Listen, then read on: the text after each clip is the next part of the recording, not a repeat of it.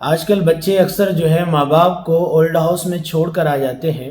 انہیں احساس نہیں ہے کہ ماں باپ نے کس انداز میں، کس ناز و نعم میں ان کو پالا ہے اور کیسی دیکھ ریکھ ان کی ہے۔ انہیں اس کا احساس نہیں ہوتا ہے اور وہ والدین کو اولڈ ہاؤس میں چھوڑ کر آ جاتے ہیں اور ان کے احساسات کا انہیں بالکل بھی احساس نہیں ہوتا، ان کے اوپر کیا گزر رہی ہے اور کتنی تکلیف میں وہ زندگی گزار رہے ہیں، کیسی گرمی کو برداشت کرتے ہیں اور کیسی سردی کو برداشت کرتے ہیں۔ انہیں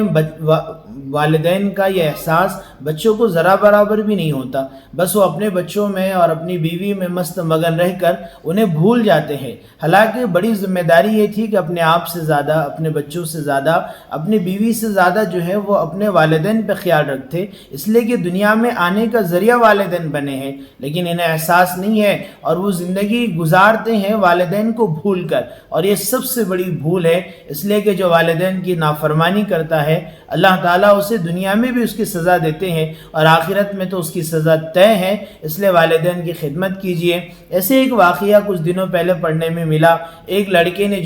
اپنے والد کے بعد اس کی والدہ کو اولڈ ہاؤس میں چھوڑ کر آیا۔ والدہ وہاں رہی، کچھ دن زندگی گزاری، یہ کبھی جاتا والدہ کی دیکھ بھال کرتا، لیکن کیا اس سے والدہ کا دل مطمئن ہے کہ بچے نے خود کے گھر سے اٹھا کر اس کے بچوں کو تکلیف نہ ہو، اسے تکلیف نہ ہو، اس کی بیوی کو تکلیف نہ ہو، یہ سوچ کر اس نے اپنی والدہ کو اولڈ ہاؤس میں ڈالا، اور اب کبھی کبھی گائے بگائے اس کی خبرگیری کرنے جا رہا ہے اور اسے پوچھ رہا ہے، اور اس کی خبرگیری اپنے انداز میں، اپنے اعتبار سے لے رہا ہے۔ اس سے کیا والدہ خوش ہوگی؟ وہ گیا ایک مرتبہ اور کچھ خبرگیری لی، پھر آیا اور پھر گیا اور آیا۔ ایک مرتبہ اسے اولڈ ہاؤس سے کال آتا ہے کہ آپ کی والدہ کی طبیعت بہت زیادہ ناساز ہے اور وہ اپنی زندگی کی آخری سانسیں لے رہی ہیں اور وہ آپ سے ملنا چاہتی ہے۔ بچہ یہ سن کر اولڈ ہاؤس آیا، والدہ سے ملا اور کہا کہ امی جان اب دنیا سے جا رہی ہیں، کوئی خواہش ہو تو بتا دو۔ والدہ نے کہا کہ بیٹا یہ اولڈ ہاؤس ہے، اس کی کھڑکیوں کو صحیح کرا دینا، اس کے کانچ جگہ جگہ پھٹے ہوئے ہیں، اس لیے کہ جب یہ پھوٹ جاتے،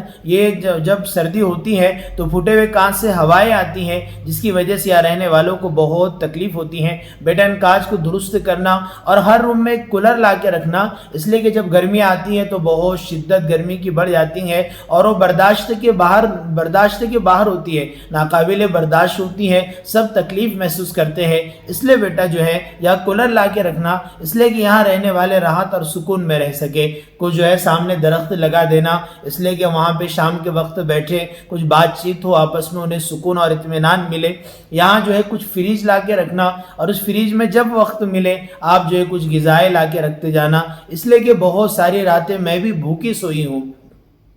اس لیے یہاں کے لوگ بھی بھوکے سو جاتے ہیں۔ کچھ غذائیں لا کے رکھنا، اپنے دوستوں سے کہنا کہ جب بھی وقت ملے وہ یہاں غذائیں لا کے رکھے، تاکہ پھل فروٹ جو بھی لائے، تاکہ یہاں کے لوگ جب بھی بھوک محسوس ہو تو وہ اس کو کھا کے گزارا کر لے۔ بیٹا کہنے لگا کہ امی جان اب پہلے کہہ دیتی، اس لیے میں لا کے رکھ دیتا، کچھ انتظام کرتا، اب تب دنیا سے جا رہی ہے، اب لا کر کیا کروں گا؟ والدہ نے کہا کہ بیٹا میں تکلیفیں بچپن سے برداشت کرتے آ رہی ہوں اور میں نے ہر طرح کی تکلیف سہی ہے، اس لیے یہاں کی ہر تکلیف کو میں نے برداشت کیا، مجھے زیادہ احساس نہیں ہوا، لیکن بیٹا تیری فکر ہے، اس لیے کہ تجھے میں نے بہت ناز و نعم میں پالا ہے، اور جب تیرے بچے بڑھاپے میں جب تجھے یہاں لے کر آئیں گے اور تجھے اولڈ ہاؤس چھوڑ کر جائیں گے تو مجھے لگتا نہیں کہ تو ان تکلیفوں کو برداشت کرے گا۔